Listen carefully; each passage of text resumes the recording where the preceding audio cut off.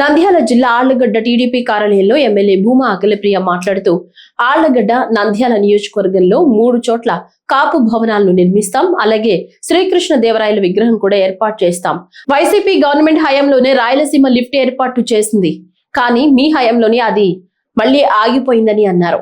ముఖ్యమంత్రి చంద్రబాబు నాయుడు టైంలో ముచ్చుమర్రి మల్యాల ఎత్తిపోతల పథకాలు ప్రారంభోత్సవం చేయడం జరిగిందన్నారు.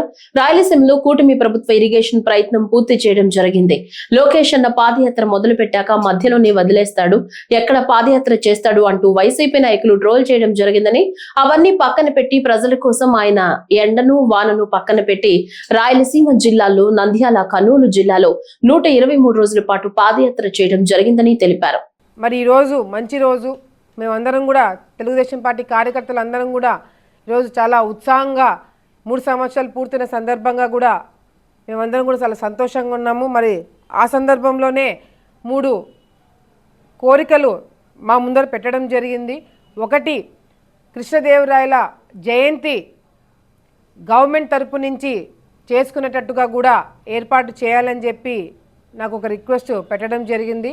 తప్పకుండా ఇది లోకేష్ అన్న గారి దృష్టిలో, పవన్ కళ్యాణ్ గారి దృష్టిలో, చంద్రబాబు నాయుడు గారి దృష్టిలో మా తరపు నుంచి మేము కూడా ఒక రిప్రజెంటేషన్ ఇచ్చి ఇది తప్పకుండా చేయాలని మేము కూడా గట్టిగా అడగడం జరుగుతుంది.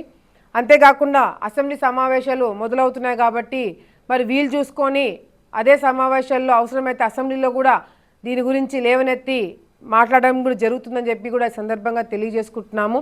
తర్వాత కాపు భవన్ ఒకటి కావాలి అని చెప్పి అడగడం జరిగింది. ఎందుకంటే గతంలో నంద్యాల ఉప ఎన్నికల టైంలో మరి నంద్యాలకి కాపు భవన్ కావాలని అడిగిన వెంటనే ఆ రోజు నేను చంద్రబాబు నాయుడు గారితో మాట్లాడి చాలామంది సాధ్యం కాదనుకున్నారు. మరి 3 కోట్ల రూపాయలు ఆయన నేను చెప్పిన వెంటనే శాంక్షన్ చేసి ఆ రోజు మరి 3 కోట్ల రూపాయలతో కాపు భవన్ శాంక్షన్ చేయించడం జరిగింది. దానికి కావాల్సిన నిధులు కూడా కొంతవరకు కేటాయించడం జరిగింది.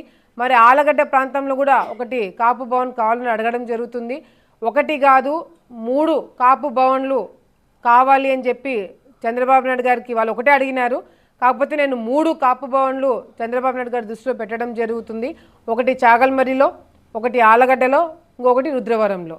సో 3 కాపు భవన్లకు కూడా శాంక్షన్ చేయించడానికి మేము అన్ని విధాలుగా ప్రభుత్వం తరపు నుంచి ఫండ్స్ తీసుకొస్తామని చెప్పి తెలియజేసుకుంటున్నాము. అదేవిధంగా కృష్ణదేవరాయలది ఒకటి విగ్రహము మన నియోజకవర్గంలో ఒక మంచి విగ్రహం పెట్టించామని చెప్పి కూడా అడగడం జరుగుతుంది.